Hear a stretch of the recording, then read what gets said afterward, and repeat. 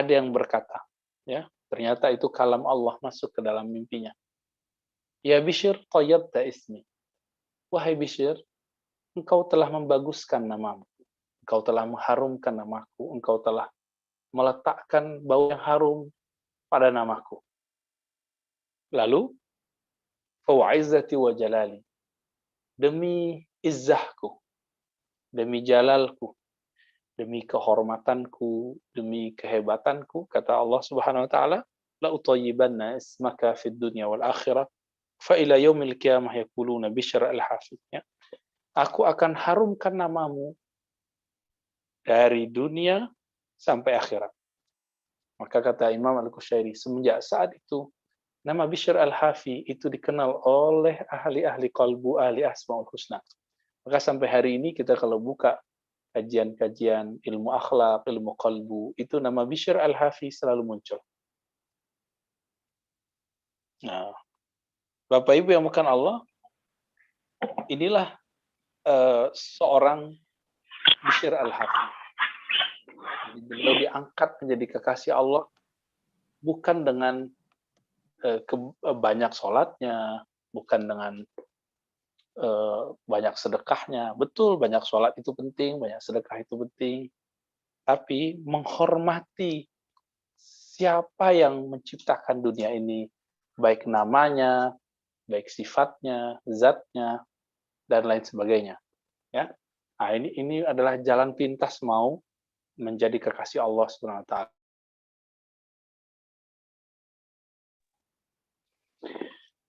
Nah, maka Imam Al-Qushairi juga menulis, ya, ada kisah juga tuh, namanya Mansur bin Ammar. Hampir mirip ceritanya. Jadi beliau ini Mansur bin Ammar, beliau ketika masa kecil melihat juga ada kalimatnya, tertulis la ilaha illallah di kertas. Tapi kertas itu juga nggak jelas di mana, ya. Jelas mungkin terjatuh di bagian mana, ya, dan khawatir ada yang menginjaknya. Diselamatkan oleh beliau, lalu beliau menelannya. Setelah beliau menelannya, malam-malam beliau tertidur, lalu beliau mendengar kalam dari Allah, ya Mansur, innallaha azza wa jalla sayara laka ma fa'alta. Wahai Mansur bin Ammar, Allah Subhanahu wa taala akan melihat apa yang engkau lakukan. Jadi dia jadi wali Allah bukan karena apa-apa, tapi jadi wali Allah karena menghormati nama. Nah, itu sebabnya sahabat-sahabat makan Allah, kenapa kita memberi tema kita bahwa jalan rohani menuju Allah yaitu mengenal nama. Ya. Sebenarnya mengenal nama aja sudah satu pertemuan, ya. Tapi kita tambahkan mengenal fiil, perbuatan, mengenal sifat. Nah, nanti kita akan fokus di mengenal nama. Kenapa saya menyebut mengenal af'al, perbuatan? Nah, mengenal af'al, perbuatan ini nanti berkaitan dengan iman kepada takdir Allah. Iman kepada takdir Allah sangat berkaitan dengan satu hal yang kita sering sebut dengan kudrah ataupun iradah. Kudrah, iradah. Kehendak Allah. Allah berkehendak apa, itu suka-sukanya Allah. Maka hari ini, sahabat-sahabat yang mengenal Allah, Allah berkehendak apa ke dunia. Begitu juga negeri kita. Kehendak Allah hari ini adalah Allah menghendaki dengan izinnya corona ada. Corona menjangkiti, virus ini menjangkiti banyak orang, bahkan sudah banyak yang wafat, ya. Semoga mereka syahid fi sabilillah, syahid fillah. Ini menunjukkan apa? Allah punya kudrah, Allah punya iradah. Dan salah satu adab dari seorang mukmin jika ingin mengenal Allah lewat perbuatan Allah, jadi ini yang disebut ma'rifatul af'al, mengenal Allah dari jalur pertama, jalur paling sederhana, itu ma'rifatul af'al. Sebelum masuk ke ma'rifatul asma, kepada nama, maka ridolah kepada takdir. Itu sebabnya Nabi mengatakan, orang yang membaca, berzikir setiap pagi, raditu billahi robba. Aku ridho kepada Allah sebagai Rabbku yang berkudrah iradah, berkehendak, berkuasa kepadaku. Lalu kemudian Islam sebagai agamaku, Nabi Muhammad sebagai Nabi dan Rasul Sallallahu Alaihi Wasallam. Apa kata Nabi, yang meninggal di hari itu, dia meninggal dalam keadaan yang punya Allah atau syuhada. Begitu mulianya orang yang mengenal af'al. Jadi mengenal af'al ini tidak hanya sekedar mengetahui rahasia alam. Nah, seperti kalau itu ya ahli biologi, ahli fisika, ahli kimia mungkin lebih keren dari kita. Ma'rifatul af'al itu ketika kita melihat bahwa satu karya, satu perbuatan yang ada di dunia, di alam semesta ini terhubung kepada Allah SWT, bahkan bersumber darinya.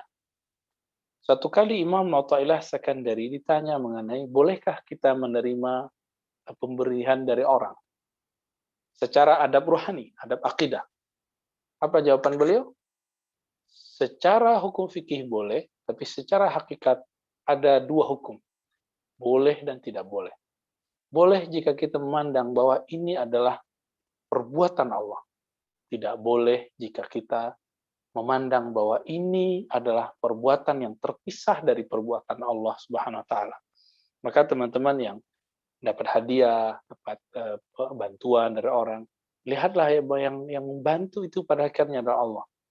Namun Allah memuliakan orang yang memberikan itu kepada kita, maka kita muliakan dia sebagai tanda bersyukur kepada Allah adalah bersyukur kepada Khalik.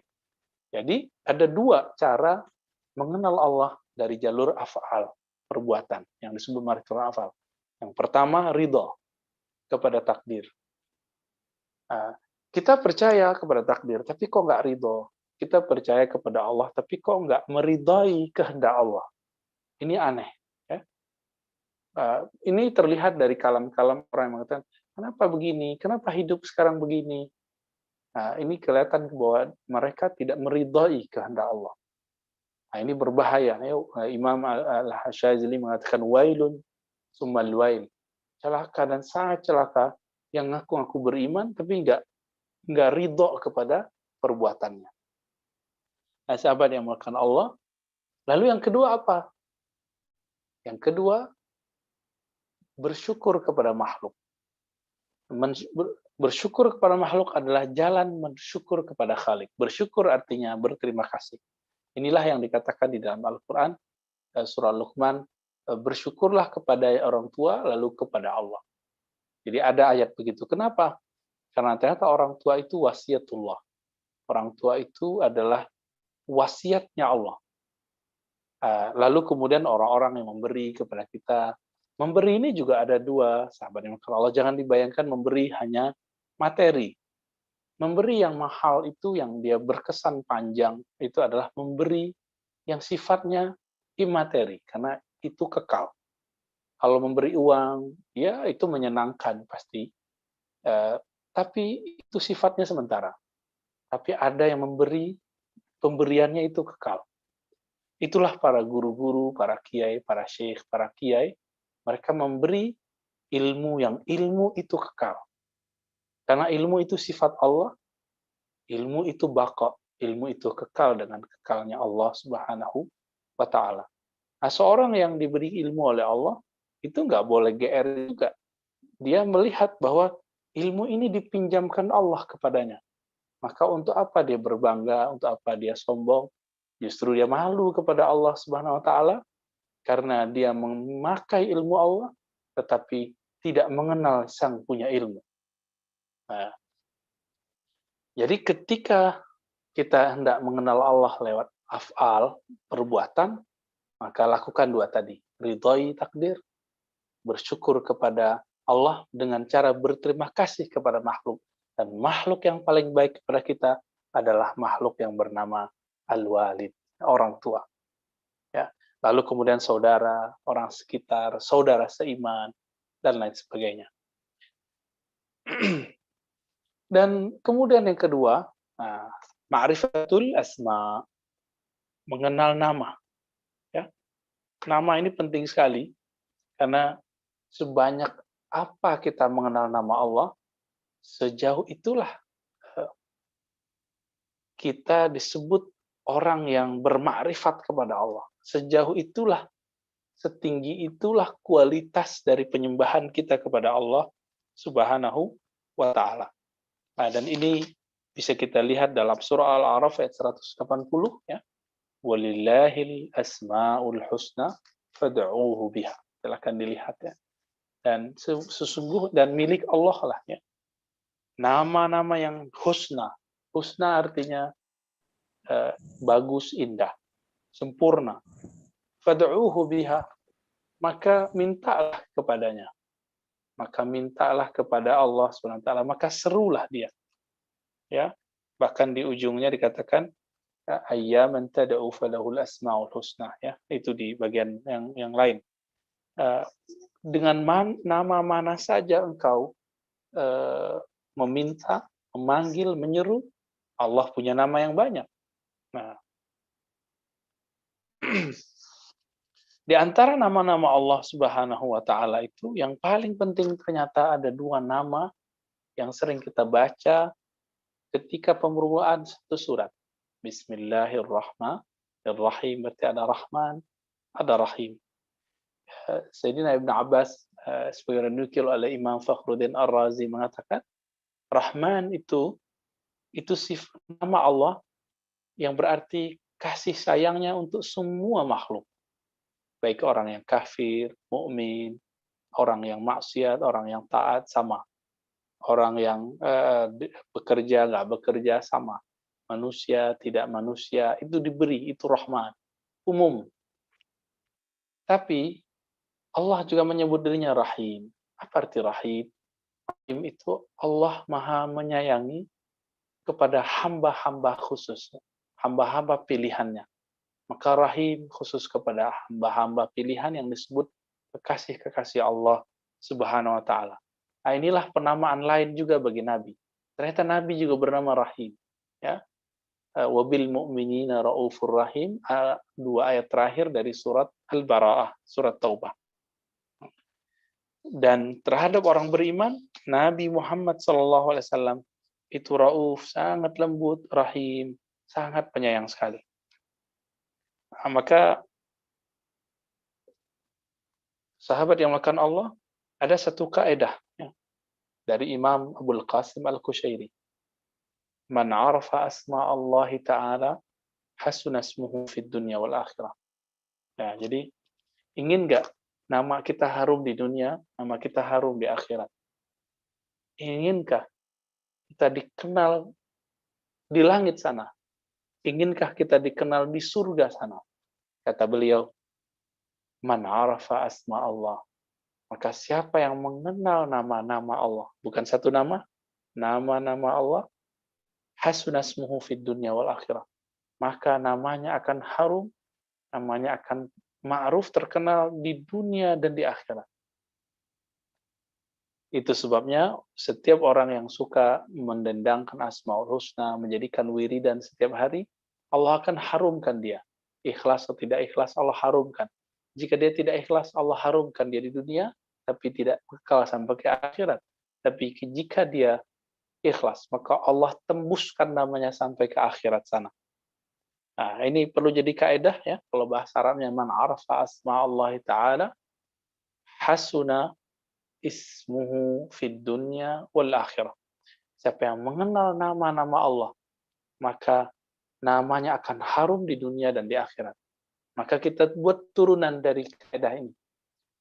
Seberapa kita kenal nama Allah, sejauh itulah keharuman nama kita.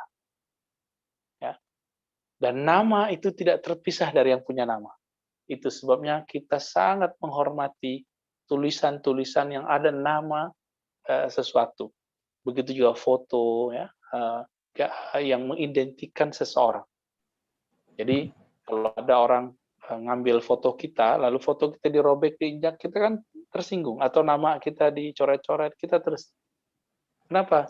Karena nama tidak terpisah dari yang punya nama. Tetapi nama itu bukanlah orangnya. Ya. Bapak Ibu yang makan Allah, sahabat yang makan Allah, nama-nama ini, kalau boleh saya tambahkan ya, sa'adatuka fid dunya wal akhirah, kebahagiaanmu di dunia akhirat itu adalah ma'rifatuka bi asma'illahil husna. Adalah pengenalanmu terhadap nama-nama Allah Subhanahu wa taala yang indah. Nah, nama-nama Allah ini dapat dibagi. Ada nama perbuatannya. Contohnya ya Razzaq, ya, Wahai yang Maha Berizki. Itu nama fi'il, nama perbuatan. Lalu ada nama-nama pujian. Dan ini banyak ya. Nama-nama as-sana ya. Itu pujian, biasanya pujiannya kepada zatnya. Dan itu sangat banyak sekali. Nah, yang masyhur yang kita kenal adalah nama Asmaul Husna. Hadisnya menyebutkan 99 ya, man ahsaha dakhalal jannah. Siapa yang mencoba mendalaminya, merenunginya, pasti masuk surga. Nah, surga dunia, bahkan surga akhirat. Ya. Jadi orang yang mencoba ihsa itu account, ya, coba menghitung, meneliti, mendalami, meresapi, itu disebut ahsaha. Ya, hafizaha wa wa'aha wa ta'ammadaha wa ja'alaha wirdan, ya. Yang mencoba mewiridkannya, mengamalkannya, meresapi maknanya. Nah, orang-orang inilah yang kemudian Allah pandang kalbunya. Kita ini punya teman, punya sahabat. Sahabat kita, di dalam hatinya dia senang sama kita, dan dalam hatinya nama kita harum. Jika kita mengenal mimik itu dari wajahnya, dari gesturnya, kita akan senang juga kepadanya. Tapi kalau ada orang nih, kita sadar bahwa hatinya tidak senang sama kita juga nggak senang kepadanya.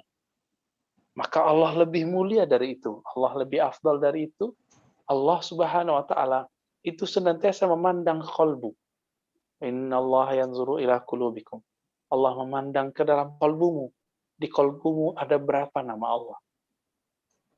Nah, maka teman-teman sahabat makan Allah, hari ini apakah sudah ada nama Allah masuk ke dalam kalbu kita?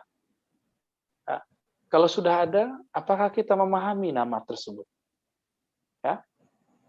Jika belum, cari ilmunya. Ya, beberapa kajian saya Asmaul Husna sudah ada yang online ya dengan komunitas Jerman, Aswaja di Bremen, silakan diikuti ya. Mungkin next ada kajian yang offline-nya juga nanti insya Allah. Sahabat-sahabat dimuliakan Allah. Jadi pintu cara memanggil. Saya misalnya dipanggil orang Ar-Razi, Hashim. Panggil Ar-Razi atau panggil Hashim, saya nyahut. Coba saya dipanggil dengan nama yang bukan nama saya. Nama saya Ar-Razi, tapi saya dipanggil dengan nama Budi. Saya nggak nyahut. Itulah rahasianya surah Al-Isra ayat 10 itu yang tadi saya sebutkan. Ya. Qul ud'uullah aw ud'ur rahman. Panggillah Allah atau panggillah Rahman. Ini contoh. Tapi kenapa contoh ini yang dipakai? Ya Allah, qul ud'uullah, serulah Allah, serulah Rahman. Ternyata Allah Subhanahu wa taala mengumpulkan nama keagungannya pada dua ini. Allah dan Rahman. Rahman pasangannya Rahim. Maka dua nama ini boleh disebut dengan ismun min asma'illahil azam. Nama-nama Allah yang agung. Kalau tahu teknik cara membacanya, teknik cara melafazkannya dalam diri kita, maka orang ini akan dijawab oleh Allah Subhanahu wa taala. Itu sebabnya kenapa ada beberapa sahabat kita mengalami pengalaman spiritual ketika dia terbersit sesuatu, dia lagi zikir. Allah kasih. Kenapa? Karena dia memanggilnya dengan tepat. Memanggil Allah dengan tepat sehingga Allah menjawabnya. Inilah jawaban selama ini kenapa Bapak Ibu selama Allah doa kita belum dijawab. Karena kita memanggil Allah belum dengan namanya yang agung, belum dengan namanya yang sempurna. Kita masih memanggilnya Allah kita, bukan Allah dia, ya.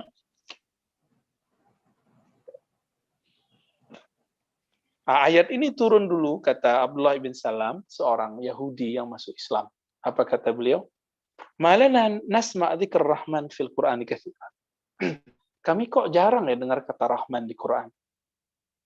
Ya, waktu itu belum ada penyusunan Quran seperti sekarang. Setiap surat dimulai dengan Bismillahirrahmanirrahim. Sedangkan di kitab kami, wa huwa fit Taurati katsir. Sedangkan di kitab kami, di kitab Taurat, itu banyak sekali Fa'anzalallahu tabaraka ta'ala. Lalu Allah turunkanlah surah Al-Isra ayat 110 itu. Ya. Qul ud'ullaha aw ud'ur rahman. Katakanlah hai Muhammad, panggillah Allah dan panggillah Rahman. Memanggil itu bisa dengan ya Allah, bisa dengan ya-nya hilang. Misalnya saya memanggil teman saya tadi Budi. Hey Budi, gitu. Kalau jauh, hey Budi, misalnya kalau jauh. Ya, bahasa Arabnya ya Budi.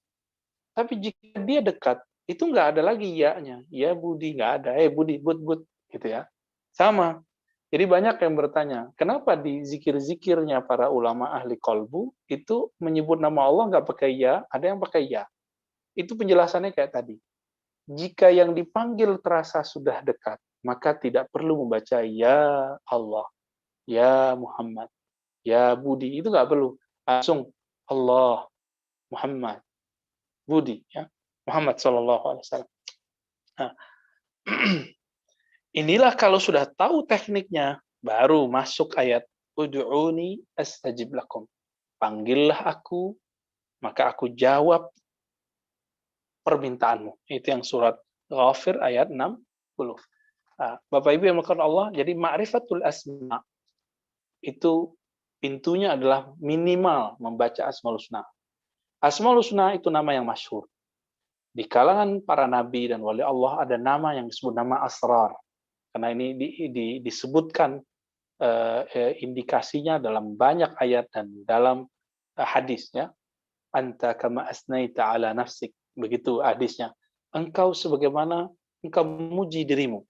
Di hadis yang itu juga disebutkan istasarta, yang engkau simpan di dalam dirimu, nama-nama itu.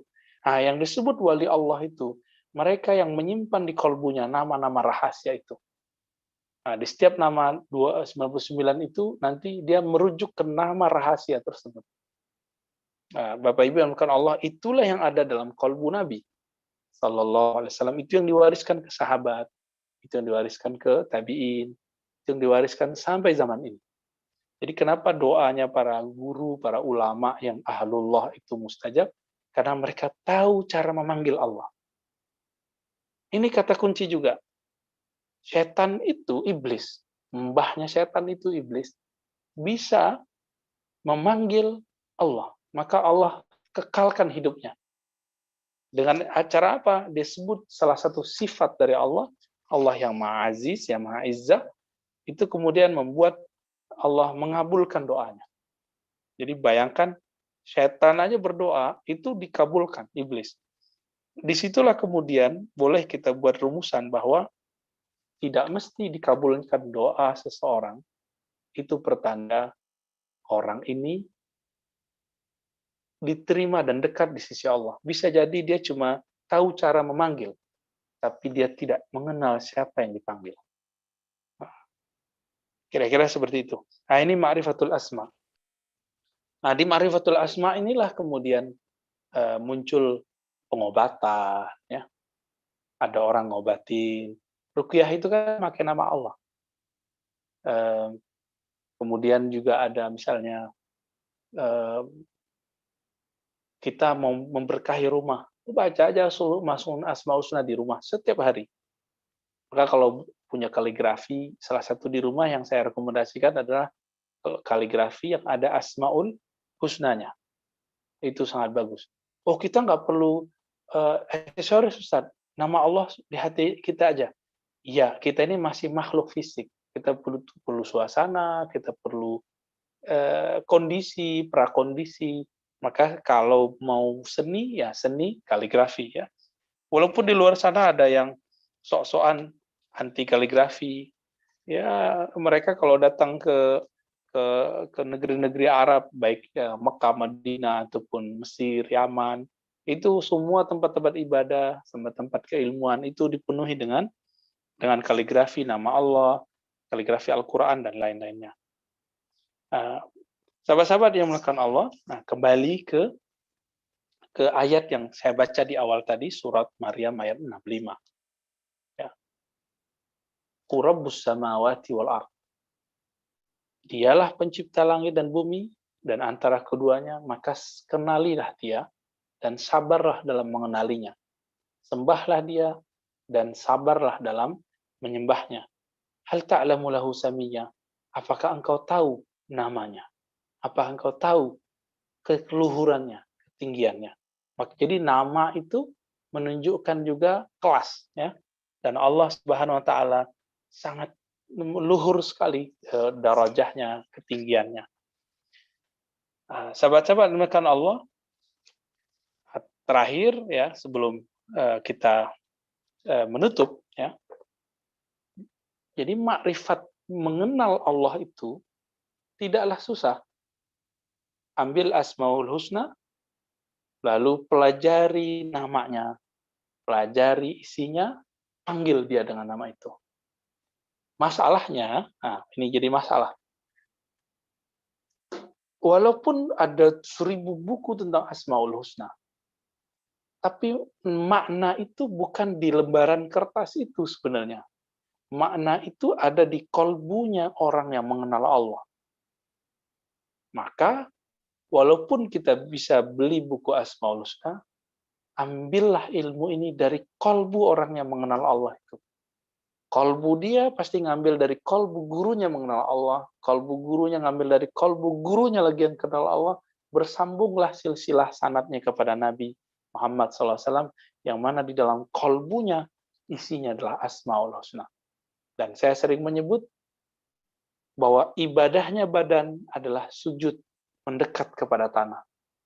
Ibadahnya akal dengan bertafakkur, berpikir, ibadahnya jiwa dengan menahan hasratnya, ibadahnya kolbu dengan menyebut dan memanggil nama Allah Subhanahu wa ta'ala. Nah, nanti ada terusannya, ibadahnya ruh, ya, dan lain sebagainya. Nah, jadi sekarang kita udah tahu nih, ibadah apa dengan mengenal Allah, dengan nama Allah? Itu ibadah kolbu. Ibadah di kolbu kita. Dan teman-teman dimakan Allah, orang-orang yang beribadah dengan fisiknya, tidak dengan akalnya, dia disebut dengan jahil. Dia ibadah, akalnya nggak sadar, disebut dengan jahil. Atau sukara, mabuk. Dan sholat orang ini tidak diterima di sisi Allah. Ada orang yang ibadah, sholat, dengan badannya, dengan nafs jiwanya, tapi akalnya tidak sempurna. Artinya dia tidak memahami apa yang dia baca.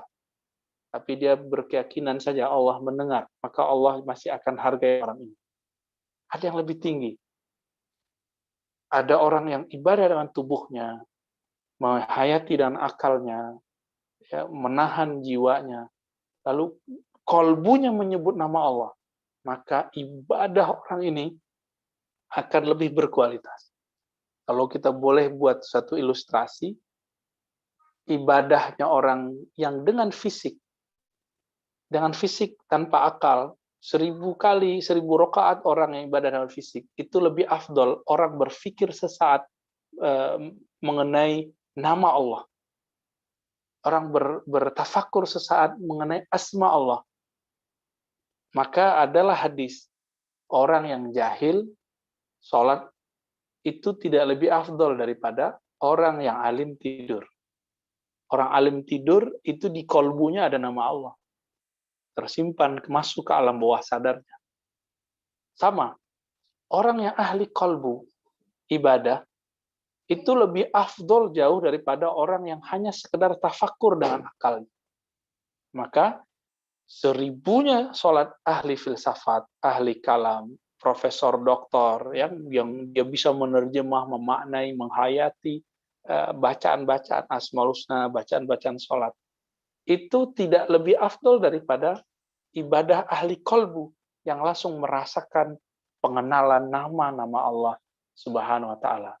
Nah, inilah yang kemudian dikatakan bahwa amal kolbu lebih tinggi, lebih berat, lebih bercahaya, lebih berkualitas daripada amal akal dan amal jasad. Nah, jadi saya mengajak diri saya sendiri dan teman-teman semua, mulailah berlatih. Ibadah itu tidak hanya fisik, tapi juga beribadah dengan akal dan kolbu kita. Oke? Cukup Bu Baby? Pertanyaan berikutnya adalah, mohon diceritakan secara singkat sejarah Thorikoh Naqsabandiyah. Oke, baik, bagus. Thariqah Naqsyabandiyah, jadi ada thariqah yang muncul di negeri Arab. Misalnya Naqsyabandiyah, Qadiriyah, Syadziliyah. Itu pun Arabnya sudah di luar ya, Arabnya sudah jauh dari Hijaz. Lalu ada thariqah yang berkembang di kalangan ulama-ulama Ajam, ulama Parsi, ulama-ulama Turki, lalu ulama-ulama Uzbek.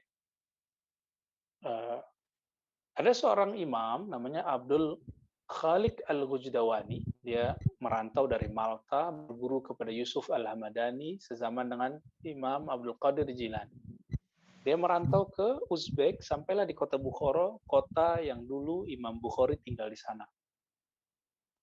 Mengajarkan zikir-zikir di sana, mulai dari zikir yang keras sampai zikir yang lembut.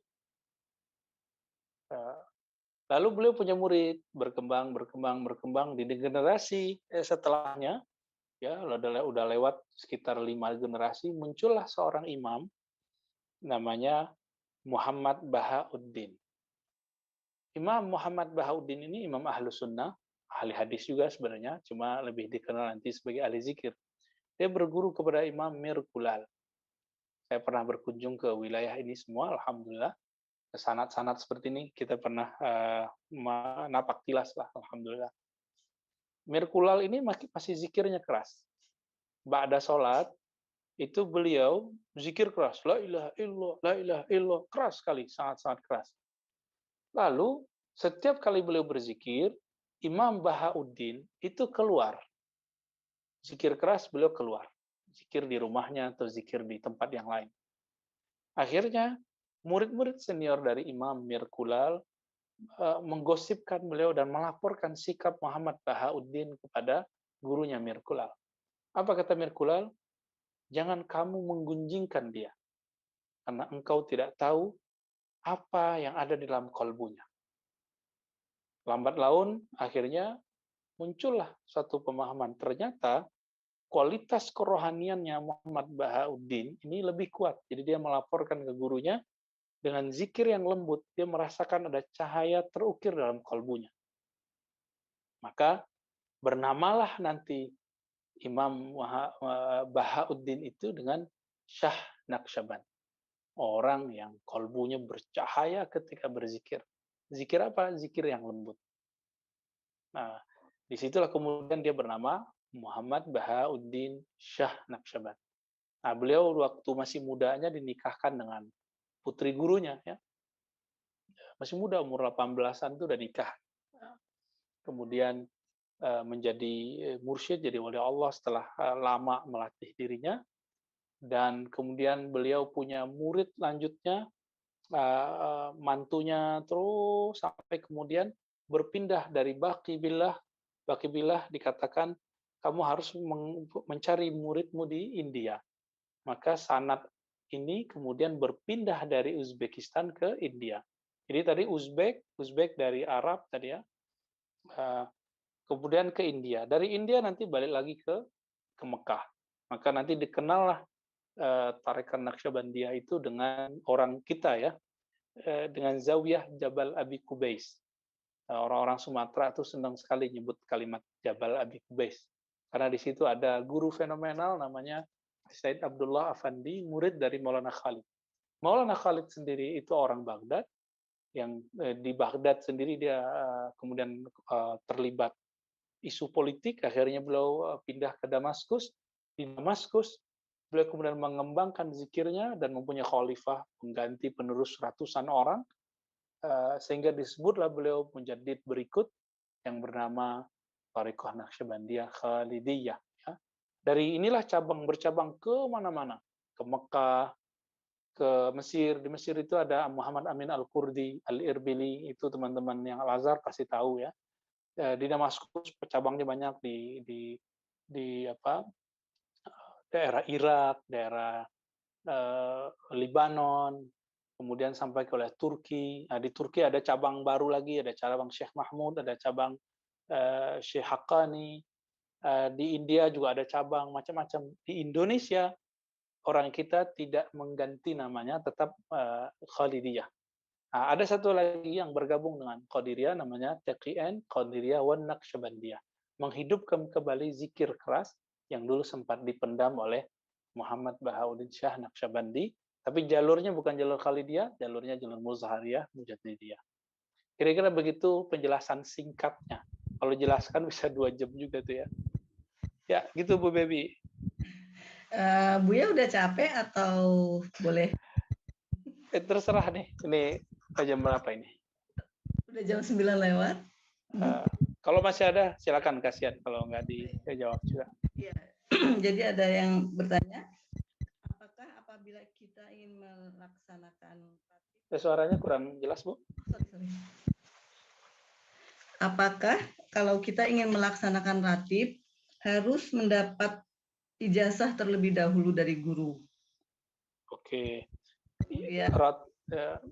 Mungkin maksudnya Ratibul Haddad kali ya, Ratibul Haddad, Ratibul Atlas.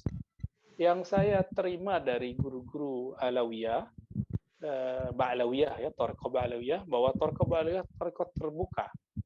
Khusus Ratibul Haddad, Ratibul Atlas sebenarnya boleh diamalkan oleh siapa saja.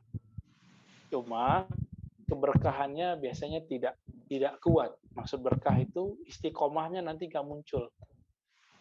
Yang muncul nanti adalah obsesi. Jadi beramal karena terobsesi apa gitu. Untuk apa ijazah dan berilmu ketika dapat zikir?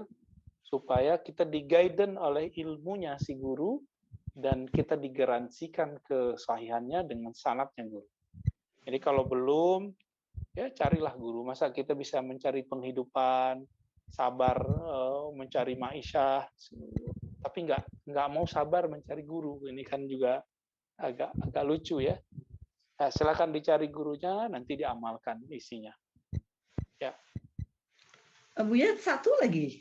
Ya. Ini pertanyaannya, ketika kita bermohon dengan menyebut asma Allah, wajibkah kita beriktikat memohon kepada zatnya? Wajib atau tidak kita beriktikat kepada zatnya? Diulang, sedangkan kita belum mengenal zatnya. Terima kasih dia. Ya, ana inna dhanni abdi, begitu dalam hadis qudsi, aku berdasarkan zon. Zon itu artinya bisa persepsi, bisa keyakinan. Ya, zonnun qawi itu yakin. Jadi persepsi yang kuat itu namanya yakin. Jika belum kuat ya namanya ya asumsi. Ya, Allah itu tergantung pengenalan kita terhadapnya. Jika kita baru kenal namanya, fiil, perbuatannya, sifatnya, udah cukup, itu udah tinggi itu. Karena ulama-ulama yang saya kenal yang kolbunya kolbu para wali-wali itu di kolbunya nama Allah kadang satu doang, nama Allah doang, ada yang Rahman Rahim doang. Jadi wali itu ya, gak usah banyak-banyak. Nanti Allah sendiri akan mengenalkan dirinya. Nah, inilah yang dikatakan orang yang mendekatkan diri kepadaku sejengkal, aku mendekatkannya lebih dari itu ya. Begitulah orang datang kepadaku dengan berjalan, aku datang kepadanya dengan berlari. Dan itu hadisnya sahih. Artinya, udah rajin aja sebut nama Allah, temui wali-wali Allah itu, orang-orang yang menyimpan di kolbunya nama Allah, nanti Allah akan mengenalkan dirinya melalui ilmu-ilmu mereka ini, insya Allah. Jadi nggak mesti bayang-bayangin zat. Kita aja nggak bisa bayangin ruh kita kok. Mencoba-coba bayangin Allah. Jadi teman-teman, kalau antum sudah sanggup membayangkan ruh seperti apa, silakan bayangkan Allah. Tapi siapa yang bisa bayangin ruh? Kan nggak ada. Yang ada di gambar-gambar itu bukan. Itu gambar pocong itu ya. Yang ada di gambar-gambar itu gambar asap. Ya itu cuma, itu nggak benar. Ruh tidak menempati badan, tapi tidak jauh dari badan. Allah juga sama. Allah itu tidak terpisah dari alam, tapi juga tidak bertempat pada alam. Kenapa? Nah, itulah rahasia dari laisa kamitslihi syai'. Ya, Allah tidak ada yang menyerupainya. Oke, kira-kira begitu, Bu. Cukup ya, Lia? Baik, ya. Kita tutup dengan kafar majelis saja ya. Baik, Bapak Ibu, sahabat yang Allah. kesimpulan kajian kita, saya mengulang kalam yang di awal tadi. Kalam yang di awal tadi adalah man hasuna man arafa asma Allahil husna. Siapa yang mengenal nama Allah yang indah, nama-nama Allah yang bagus. Hasunasmuhu fid dunya wal akhirah. Maka namanya akan bagus, harum di dunia dan akhirat. Itu satu. Yang kedua, jika ingin kita berkoneksi kepada Allah, maka kenalilah namanya. Karena jangankan Allah, ya kita aja begitu, gitu. Kita aja kalau nggak dipanggil dengan nama kita nggak akan nyahut. Apalagi Allah yang maha mulia, maka Allah sindir kita, Allah kasih pertanyaan, hal ta'lamu lahu samiyya. Kamu tahukah namanya? Kamu tahukah keluhurannya?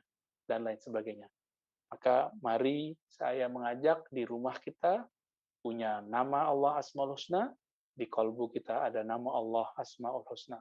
Insya Allah hidup kita bahagia di dunia ataupun di akhirat. Kita tutup dengan kafarah majelis. Subhanakallahumma wa bihamdika asyhadu an la ilaha illa anta astaghfiruka wa atubu ilaik. Rabbana atina fid dunya hasanah wa fil akhirati hasanah wa qina adzabannar. Inna ala dzikrika wa syukrika wa husni ibadatik walhamdulillahirabbil alamin. Assalamualaikum warahmatullahi wabarakatuh.